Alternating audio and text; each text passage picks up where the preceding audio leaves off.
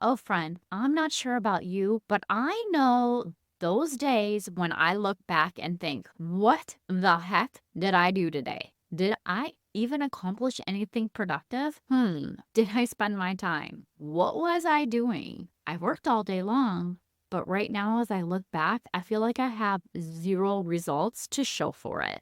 Please tell me you can relate to this same feeling. I'm guessing even the most productive person can have those days when they feel incredibly unproductive, right? As if they were spinning their wheels all dang day long. And that's okay because it happens to the best of us. And when you're having an unproductive day, the best thing any of us can do is to give ourselves grace. So, what's the first thing that you can do when you are feeling this exact same way, like you're stuck and you're spinning your wheels? Well, it begins by getting curious as to why. And here are some of the first questions I ask myself to get into the weeds of my very unproductive day. What's the story that's going on in your head that's causing this? Is it just a one day or is it an actual pattern? Is it that you were unproductive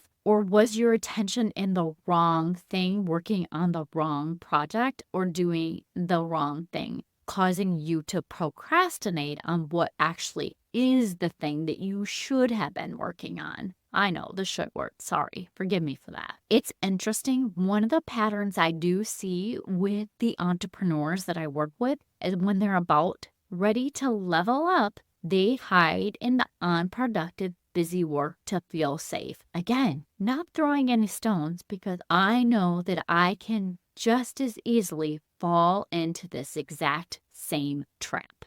Okay, friend, go grab your journal. Begin by asking yourself the curiosity questions from earlier. So, what's the story going on in your head? Write it out. Ask yourself, begin to drill down into the root cause, what's really going on with your unproductive day.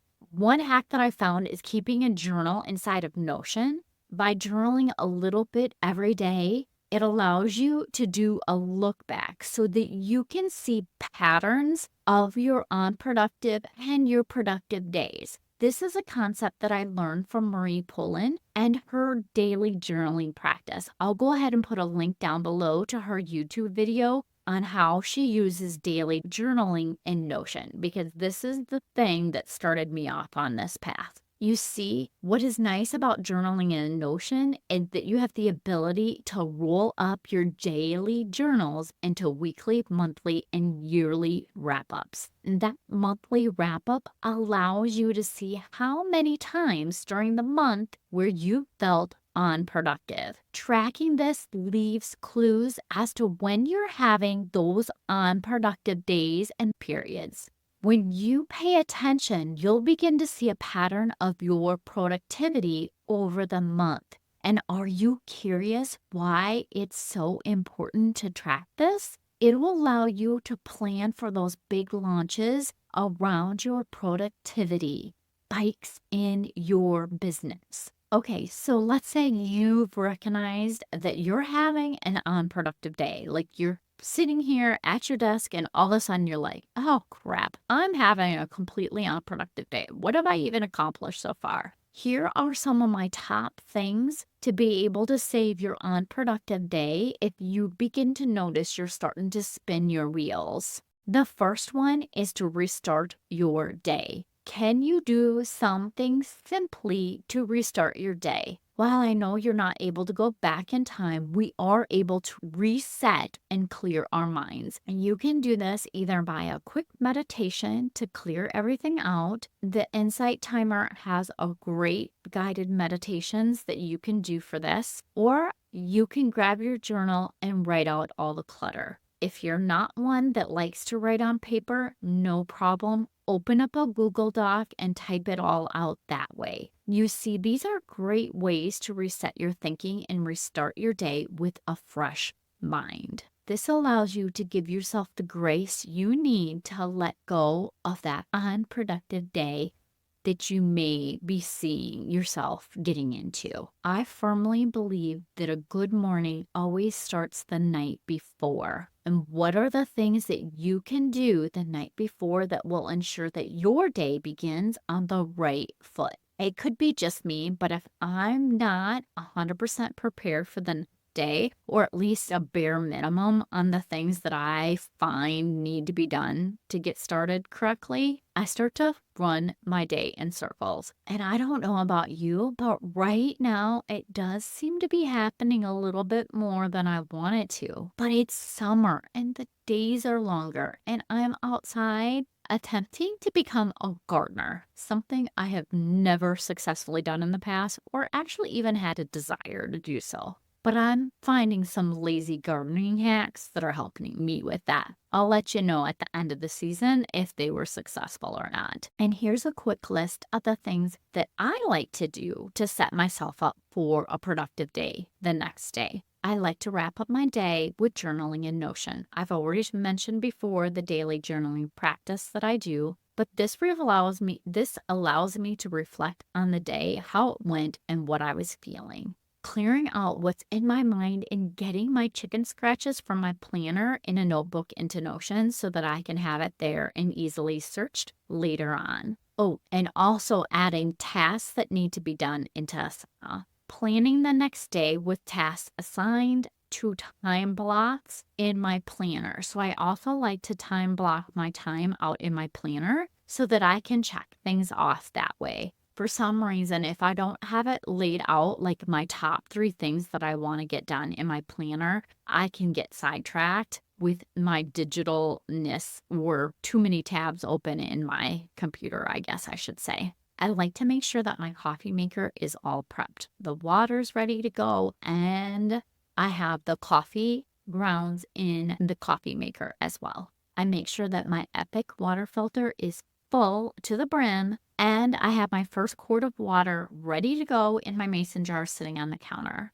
The dogs have their food in their dishes. I've laid out clothes that I want to wear. My AirPods, my iPad, and my pencil are ready to go for the morning. They're sitting right next to the sofa. This sets me up to feel productive and organized. And by doing that, it sets the whole tone for my day. In addition to prepping the night before, I also like to prep my week. Try to get prepared ahead of time, more so when I'm having a really busy week ahead. And if I don't take the time to actually look at the week ahead, I will be completely overwhelmed when that week starts. So I always like to take a peek ahead of time and prep for the upcoming week as much as possible. Because when you prep for your week, it cuts down on the decisions that you have to make during the week. For me, I make sure that I have all my meals planned and know the days we need to have leftovers and the date I'll be home to make a meal. So inside Notion, I have an 8-week meal plan that just rotates. And by creating this meal plan, it has removed what to me is a dreaded question. And maybe this doesn't bother you at all, but when I hear, "Mom, what's to eat? What are we eating?" it just completely makes me cringe. And by having my rotating meal plan, it allows me to cut down on the decision making after a long day of, decision making as a business owner. It's a lot. And these repeat meals not only help with making better choices and better, healthier decisions for my family, it also cuts down on that planning. And then I know exactly what I need to buy to have on hand for those meals for the week. Because if you know your meal plan for the next couple of weeks, you can always have certain things on hand, and it cuts down on having to go to the store as much as well, which is also a time saver. Although I pick up all my orders and do not go into a store at all because I can make some pretty bad decisions in the moment. Those little end caps, they get me. My calendar has all of my non-negotiable appointments and my client time blocks set, so I already know where to go. I believe I previously talked about like my dream week. And I really base a lot of my planning on that dream week, how I want my week to go. And again, that eliminates the decisions of what I need to do next. I've already prepped and I know exactly the next thing that I need to be working on. And this too, friend, helps with the decision fatigue. And that is a real thing. I did do a post about that a few years back. I'll go ahead and put the link in the show notes down below to that blog post. And when you get to the end of your week, like when you're doing your weekly wrap up, I want you to pay attention to the things that didn't get done, the things that fell off your to-do list, because these leave clues for you to evaluate. And I want you to ask yourself, why didn't I get this done? Did I schedule actually just too much? Did I estimate the time wrong? Like you estimated how long it was going to take you to do something and you were completely off?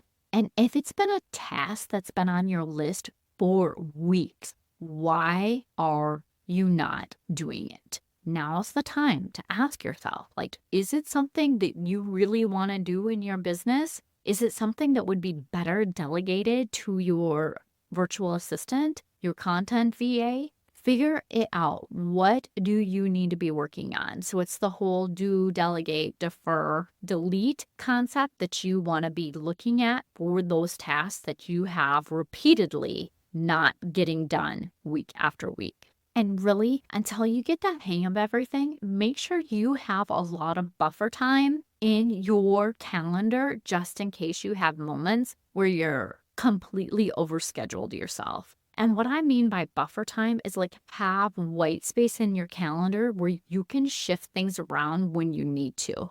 I don't know about you, but as a work from home mom, you have things come up that you didn't plan for, and nothing gets me more derailed and a little bit ornery, to be honest. Just ask my children and my husband when I have something completely planned and I'm sidetracked or something is thrown in there that I didn't have on my schedule. But when I put in buffer time, or I like to call them fire blocks, then I know that I will be able to push everything that I had currently planned at that time block into that buffer time. Okay, I've rambled on long enough. It's time to wrap this up. And just a quick recap for you. If you're feeling unproductive, that's okay, friend. I want you first to give yourself grace. Determine if it's a one day or if you're in a repeat pattern of unproductivity. Reset your mindset with either journaling or a quick meditation. Prepare the night before. That will make sure you start your day off great. And if you didn't prepare, that's okay. Make sure that you can get the essentials done. Evaluate your productivity on a regular basis because it leaves clues for your improvement, and also as to when you are the most productive and you may want to plan those launches. Thank you so much for listening. I appreciate you and I hope you have a wonderful week.